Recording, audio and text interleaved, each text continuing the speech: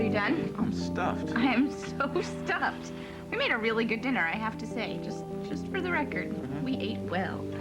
And I find it interesting that the minute we decided to clean up, people decided they had other things to do. Thank you very much. So if you want to do all the cleaning up by yourself, you know, like all the pots and stuff, you can feel free to do that. No. I will help with the cleaning up because I don't abandon my sisters. Oh. Okay, anyway. I wish that we could just throw everything right into the fire. It would make my life much, much easier. But you see, these plates are styrofoam, and we're not going to do that because we all have to take care of our environment. And speaking of taking care of the environment, Mags visited some students that are doing just that. Check it out. I want you to tell me how this all began. Start from the beginning. I had Fred as my freshman English teacher. He had gotten a call from a guy whose property is adjacent to the town of Wallkill landfill. You know, he said, I've got this toxic dump behind my house and no one's really doing anything to help me out. What can you do? And Fred was teaching a television class. You know, we were doing school stories, like, you know, our football team won 3 games in a row. One day Fred just brought up the whole dump thing and proposed it to the class. But what, like, honestly, Jeff, like, when you hear this stuff, did you ever imagine that it would ever, No, I never thought I'd be walking around on a toxic landfill as a weekend project. When we got the story, we just started going to all the meetings that we could. what kind of meetings? It's just town meetings, county meetings. Progressively, I got more and more involved in it.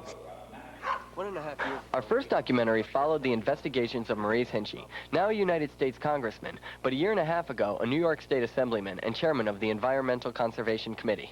I think the first thing we ought to do is find out what the hell is going on here. We had tons of interviews, hundreds of hours of interviews. Our saying when we were working... Half and the other landfills in the area. They said some of those things were no longer allowed to be put into a landfill. There's thousands and thousands of tons of toxic waste in there. And I know it's in there because I've buried lots of them. Is there a health hazard here? I'm not convinced. I haven't seen the evidence yet. One reason there is no evidence is because Mr. Cummings confiscated soil and water samples, then threatened to arrest Ward Stone, the wildlife pathologist for the New York State Department of Environmental Conservation. That dump is on line, so the pollutants can escape down into the groundwater. And then when people drill wells, the pollutants that are there become part of their drinking water.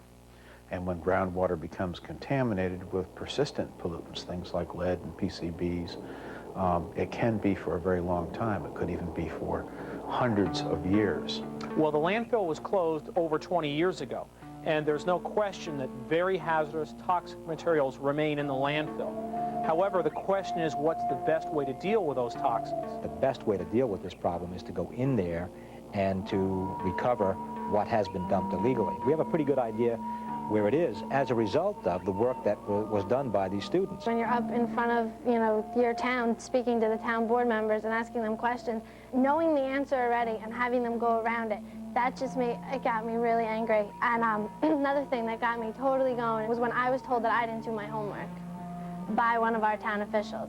That kind of stuff gets you going, makes you want to strive to do it even more. I cover the entire state of New York. I don't work on banker's hours. I should be able to go onto a site and take samples. You took my samples. So it was really infuriating to have police actually blocking you, town police, from taking samples. Being a group of kids, I guess they thought that they could just, you know, just brush us off. We would go turn in a Freedom of Information Act. All right, you want this? It's going to cost you $2,000 in Xeroxing costs. You know, we're just trying to get some information, and these people are just trying to deter us more and more from getting the truth out. Everybody is constantly pointing fingers and talking about corruption and talking about this and talking about that we have to work together. And if we can't, then we better not do anything until we can. Knowing the existence of people like Dutch Smith and other operators, if I were in your position, I would have taken those guys by the hand, brought them in here and said, tell us where the places are.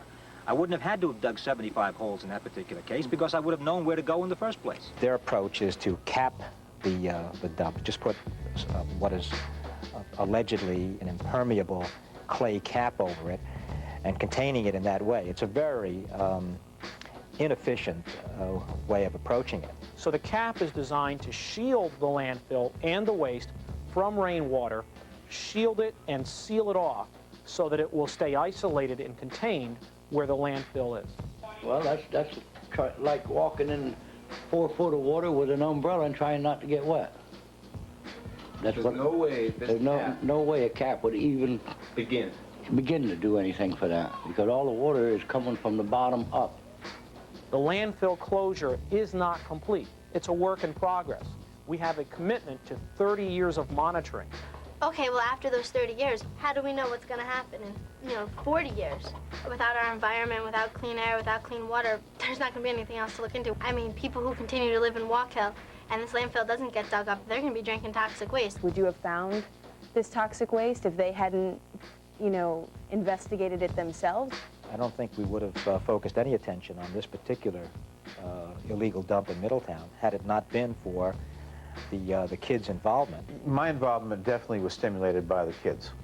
The outcome of this cleanup is still undetermined. It still isn't finished. But I'll tell you, it would be finished if the kids hadn't been involved.